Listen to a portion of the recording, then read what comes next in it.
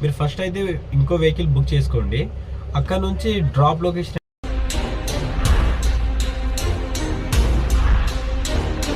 ఒక 2-3 గేమ్స్ పోగానే నా వెహికల్ అనేది break down. Telugu auto travel ని సబ్స్క్రైబ్ చేసుకోండి. Hello auto lovers, welcome back my channel Telugu auto traveller. So ఈ మధ్య కాలంలో నాకు కూడా నా దగ్గర వచ్చేదాకా తెలియదు, నాకు కూడా సో ఇట్లా కూడా అవుతుందా పోర్టల్లో అనేది నాకు తెలియదు అన్నమాట. రీసెంట్గా నిన్న కాకుండా మొన్న నేను అంటే టైం వచ్చేసరికి సాయంత్రం 7కి నైట్ అవుతుంది. ఆ టైంకి నేను ఒక ఆర్డర్ అయితే యాక్సెప్ట్ చేసాను అనమాట. సో డిస్టెన్స్ వచ్చేసరికి ఒక 30 km అయితే 32 km అయితే ఉంది. బండ్లగూడ జాగీర్ నుంచి నేను గండి మైసమ్మ, అది డ్రాప్ లొకేషన్ వచ్చేసరికి గండి మైసమ్మ, పికప్ లొకేషన్ వచ్చేసరికి మన బండ్లగూడ సన్ సిటీ బండ్లగూడ. సరే అన్నిలాగానే ఇలాగ కూడా నేను యాక్సెప్ట్ చేసేసి నేను లొకేషన్కి వెళ్ళిపోయినా. సో మొత్తానికి అయితే ఎక్కించుకొని వచ్చేసిన. ఫైనల్ గా అంతా బాగుంది, ఓకే. సో ఒక 2-3 గేమ్స్ పోగానే నా వెహికల్ అనేది బ్రేక్ డౌన్ అయితే అయిందన్న. ప్రాబ్లం వచ్చేసరికి మన గేర్ కేబుల్ ఉందా, అది ఇంజన్ దగ్గర ఆ గేర్ కేబుల్ ఊసి వచ్చేసింది.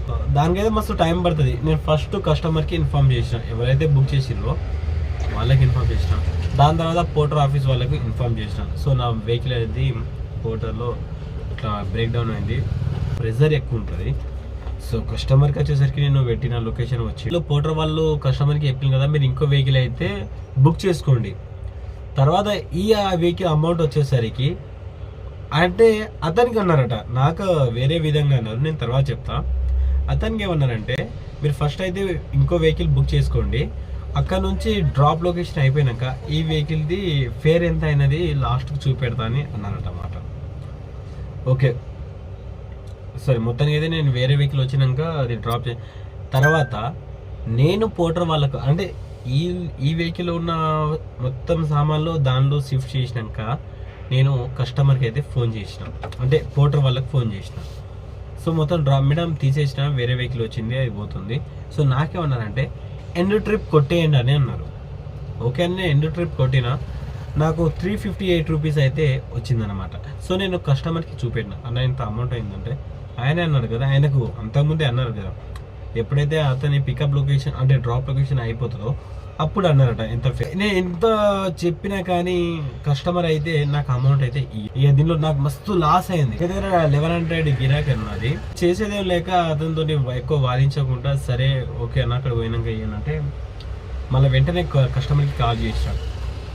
సో ఫస్ట్ అది రీచ్ కానీ అంటే అదే పోర్టర్ వాళ్ళు అక్కడైతే రీచ్ కానీ ఆ రీచ్ అయినాక తర్వాత ఒకసారి ఫేర్ అయితే చూద్దామని అప్డేట్ చేస్తా అని అన్నారు. ఓకే అని వెయిట్ చేసిన ఒక 1 hour 2 hours. నాకు నైట్ నా వెహికల్ రిపేర్ అయ్యేసరికి నేను 11:30 అయితే అయిందన్న. ఒక దగ్గర 3-4 hours అయితే అంటే ఫేర్ ఎటువంటి చేంజ్ అయితే కాలేదు. ఏమున్నది నేను తర్వాత అది ఆటోమేటిక్గా పేమెంట్ నాకు వచ్చినట్టు యాక్సెప్ట్ అదే పోర్టరే తీసుకున్నది, అది ఎందుకు తీసుకున్నా లేదు. సరే ఇదన్నా ఎందుకు నైట్ అయింది, రేపు మార్నింగ్ కస్టమర్కి కాల్ చేసి అడుగుతున్నాను. నేను ఫస్ట్ కస్టమర్కి కాల్కు ముందు పోర్టర్ వాళ్ళకి కాల్ చేసినాం. మేడం ఇట్లా ఛార్జ్ అయింది, నాకు ఇంత అమౌంట్ చూపెట్టింది, నాకు ఎటువంటి అమౌంట్ అనేది కలెక్ట్ కాలే, మరి ఈ అమౌంట్ నేను కట్టుకోవాలా అంటే పోర్టర్ ఫీజు ఉన్నాయి కదా అదే నాకు 80 రూపీస్ పడ్డది, మరి ఈ అమౌంట్ నేను కట్టుకోవాలా మేడం, నేను ఇంకా ఆయనకు సర్వీస్ చేసిన. తర్వాత ఆమె డీటెయిల్స్ మొత్తం చూసింది. ఒక్క నిమిషం కస్టమర్కి ఇన్ఫార్మ్ చేస్తాను, ఒక 2-3 టైం అయితే కస్టమర్ వచ్చేసరికి కాల్ అయితే లిఫ్ట్ చేయడం లేదు. సో అదొక టెన్షన్. సో దాన్ని అడ్జస్ట్మెంట్ చేసిన అన్నమాట. అది 358 రూపీస్ని వచ్చేసరికి 211 రూపీస్గా అడ్జస్ట్మెంట్ చేసిండు. సో 80 రూపీస్ దగ్గర 40 రూపీస్ అయితే వాళ్ళు మార్చిండు. 80 రూపీస్ దగ్గర 40 రూపీస్ అయితే అడ్జస్ట్ చేసిండు పోర్టర్ ఫీజు కూడా.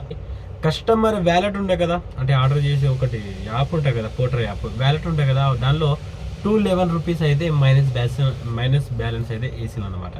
అతను ఎప్పుడైతే రీఛార్జ్ చేసుకుంటాడో ఎప్పుడైతే చేస్తాడో అప్పుడు ఆ 211 రూపీస్ నాకు వస్తుంది.